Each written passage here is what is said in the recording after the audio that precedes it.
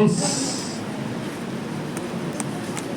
ये आपने 12th standard में देखा है ये डायग्राम, सॉरी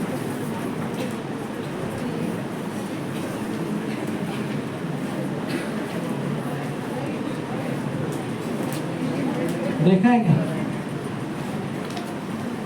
क्या लग रहा है आपको, क्या है?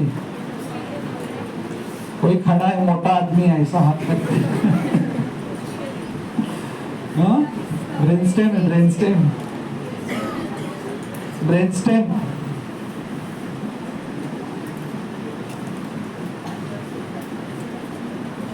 This is cross cerebrum, this is mid brain. आगे से देखा तो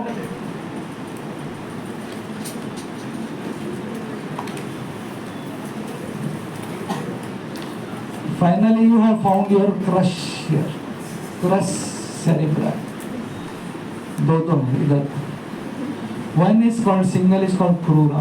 so crus cerebri में क्या होता है? fibers coming from cerebrum, इसके लिए उसको crus cerebri बोलते हैं।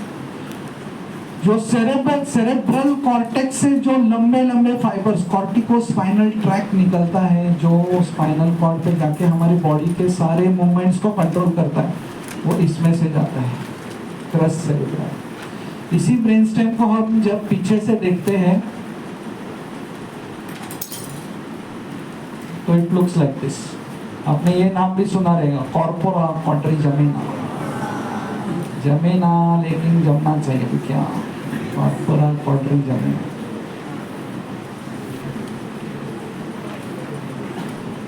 तो ये आगे से पीछे से ब्रेनस्टेम ऐसा दिखता है। SC superior colliculus, inferior colliculus.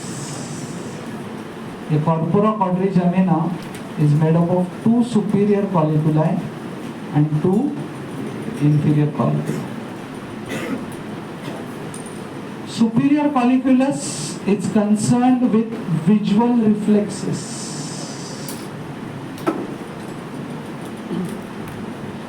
Inferior colliculus is concerned with auditory pathway. It is part of the pathway and part of reflexes also.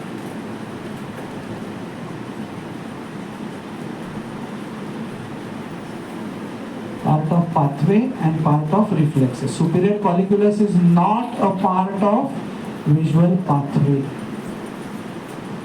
Visual pathway retina से चालू होता है, लैटरल जेनिकुलेट बॉडी तक जाता है और वहां से ये कॉर्टेक्स में जाता है पीछे, occipital cortex. It is but concern with visual reflexes, because retina सब उससे कनेक्टेड रहता है। It is not part of the pathway. ये ऐसे मैं सिखा रहा हूँ बार बार ऐसे ये वर्ड्स यूज कर रहा हूँ बिकॉज ये एमसीक्यू करके आता है। The true statement about superior colliculus is it is involved in visual reflexes, it is part of visual pathway. No, it is not part of visual pathway. It is concerned with visual reflexes. यहाँ पे third nerve आती है, third nerve यहाँ से origin लेती है, third nerve. और पीछे के बाजू से फोर्थ नर्व आती है, पीछे के बाजू से फोर्थ नर्व आती है। ये ब्रेनस्टेम के आपको 7 सेक्शंस आते हैं, 7 सेक्शन।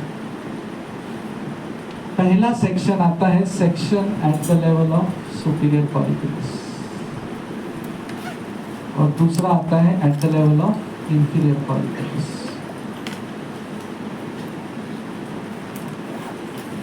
तो अगर ऐसा सेक्शन आने वाला है और यहाँ से अगर ऊपर से थर्ड नर्व आ रही है, नीचे से फोर्थ नर्व आ रही है, तो ये सेक्शन में मुझे क्या दिखना चाहिए? सुपीरियर कॉलिकुलस लेवल के सेक्शन में मुझे एक तो सुपीरियर कॉलिकुलस दिखना चाहिए, बरोबर। उसके साथ मुझे दिखेगी थर्ड क्रेनियल नर्व का न्यूक्लियस। एकदम बेसिक्स पढ़ा रहा हूँ, वो इधर से आ रही तो उसका न्यूक्लियस इधर ही किधर रहेगा। That means upper midbrain section में third cranial nerve, oculomotor nerve का न्यूक्लियस है। तो इंफीरियर कॉलिकुलस के लेवल पे मैं क्या एक्सपेक्ट करूं? एक तो inferior colliculus, fourth cranial nerve nucleus, CNN channel cranial nerve nucleus. Okay,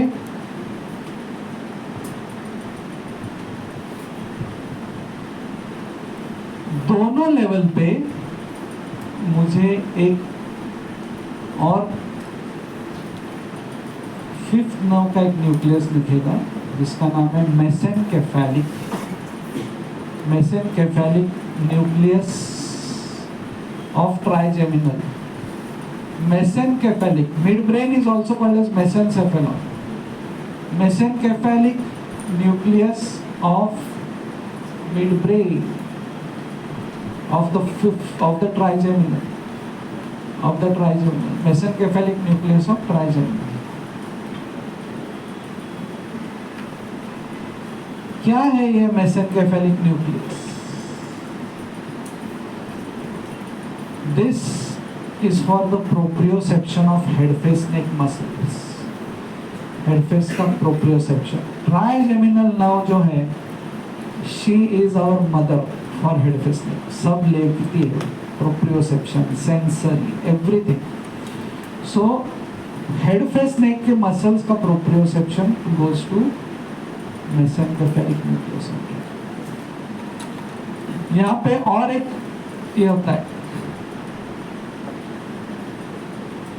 ये लोग ऐसा न्यूक्लियस डिस्क्राइब करके अपना नाम दे देते हैं, Edinger Westphal nucleus. Edinger, EDINGER, Edinger Westphal, VESTPAL, Edinger Westphal nucleus. This nucleus is connected to the third nerve for the ocular reflexes, concerned with the reflexes।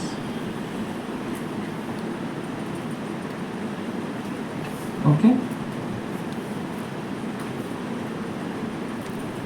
Superior colliculus के level पे एक बड़ा न्यूक्लियस दिखता है जिसका नाम है red nucleus.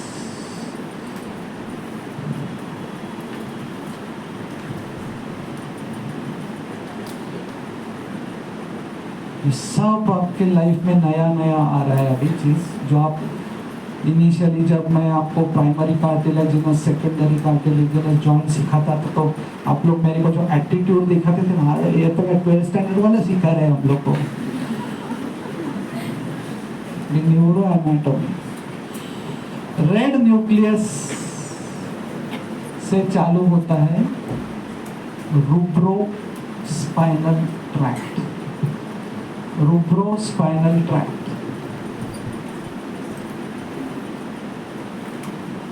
Okay.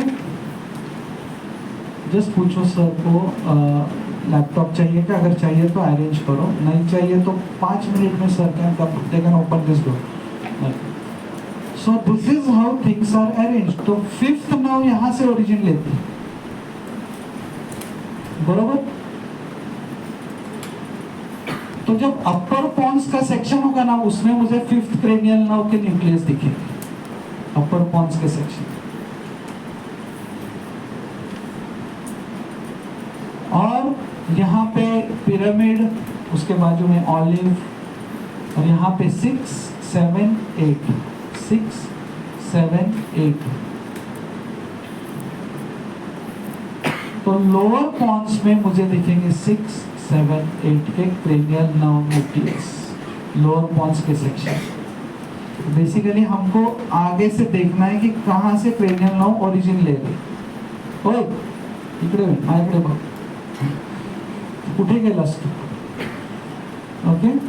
फिर ये है एंटीरोलैटरल सर्कस, पोस्टीरोलैटरल सर्कस। पोस्टीरोलैटरल सर्कस से निकलती है 9, 10, 11। एंटीरोलैटरल सर्कस से निकलती है 12 cranial nerve. That means medulla में मेडुला के सारे सेक्शंस में I should see the cranial nerve nucleus of 10, 11, 12। 9 का क्या हो गया? 9th क्रेनियल नर्व का ऐसा खुद का न्यूक्लियस नहीं है, इवन 11 का भी नहीं है। हाँ, 9th 4 न्यूक्लियस से उधारी लेता है फाइबर्स की। हमारे हॉस्टल में रहते हैं ना लोग, जो मुझे फाइनेंसेस बहुत बैडली मैनेज करते हैं, घर वाले पैसे भेजने के बाद भी पहले तारीख को सब खत्म करने के बाद 200, 500। हाँ, तो लेके आओ ना सर। पॉज या किया ही नहीं तो 11। ये आपने 12th में ये पढ़ा था कि ऑलिव्स करके, pyramid olives.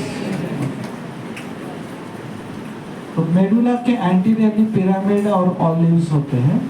Pyramid looks like olive. देखो ना कितने रसिक लोग रहेंगे ऑलिव्स के जैसे, उनको इसमें भी ऑलिव्स दिख रहे हैं, जिसके अंदर इंफीरियर ऑलिवरी न्यूक्लियस होता है। Pyramid is nothing but pyramidal tract. आपने पिरामिडल ट्रैक्ट वर्ड सुना है by any chance? The main tract which starts from the cerebral cortex and goes to the spinal cord and controls all our voluntary movements is called as corticospinal tract. Corticospinal tract आपको, आप जब तक practice कर रहे हैं तब तक वो कहीं ना कहीं, बिकॉज corticospinal tract ये साइड का सेरेब्रम से आके वो साइड पिरामिड में वो यहाँ से यहाँ होता है, ऑपोजिट साइड पे जाता है, मतलब यहाँ तक क्रस में से आता है, this is called as basilar pons, और वो पिरामिड में आता है और दूसरे साइड पे चला जाता है। That's how our cerebrum right side controls the left side controls the right side, because ये जो सेरेब्रम से फाइबर्स आ रहे थे, they come to crus cerebrum, then basilar pons, pons का आगे के पार्ट को बेसिलर पॉन्स बोलते हैं, then they come to pyramid, और पिरामिड से ऑपोजिट साइड पे जाके फिर स्पाइनल कॉर्ड में चले गए। तो जब वो स्पाइनल कॉर्ड में गए तो पिरामिड के लेवल पे वो क्रॉस कर देते हैं एक दूसरे को, ओके, वो क्रॉस करते हैं, and that's how they control the opposite movements, that is cortico spinal tract, also called as pyramidal tract, also called as pyramidal tract. फिर ये रूब्रोस्पाइनल क्या है? दैट इज एक्स्ट्रा पिरामिडल, मतलब पिरामिडल ट्रैक को छोड़ के बाकी के जो ट्रैक्स आएंगे उनको हम एक्स्ट्रा पिरामिडल बोलेंगे, जैसे रूब्रोस्पाइनल, वेस्टिबुलोस्पाइनल, रेटिकुलोस्पाइनल। सो सडनली किसी ने आपको एक्स्ट्रा पिरामिडल ट्रैक ऐसा पूछा तो नहीं, that means tracts, descending tracts apart from pyramidal tracts, okay, apart from pyramidal tracts.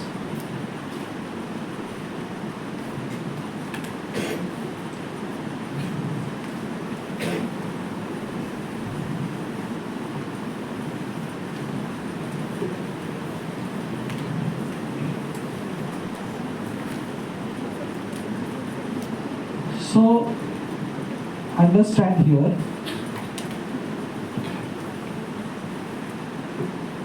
ये अगर मैं सेक्शन लेता हूं तो सेक्शन कैसे दिखेगा? देखो, मिड ब्रेन का आगे मुझे क्रस दिखेंगे दोनों,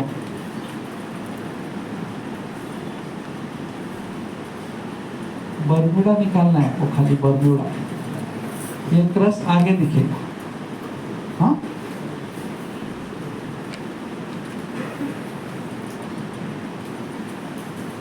और पीछे क्या है?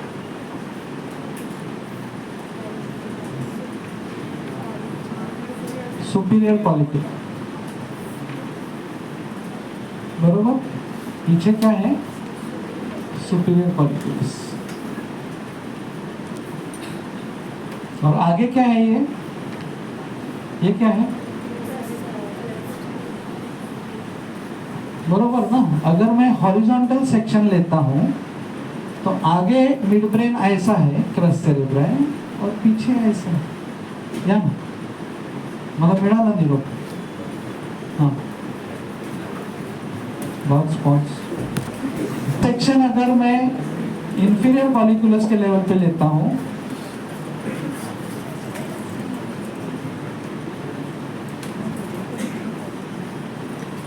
डू द सेटअप ना, ऐसा दिखेगा। ये क्या है, इसमें से क्या जा रहा है नीचे, रस में से क्या जा रहा है नीचे, हाँ, cerebrospinal tract, also called as pyramidal tract। वो कैसे आता है, सेरेब्रम से आया है, passes through crus cerebri, then anterior or basilar part of pons, then goes to pyramids। pyramid में क्या होता है, process to the opposite side। I'll stop here as she is doing setup। जिसको कुछ पानी पीना है, वॉशरूम जाना है।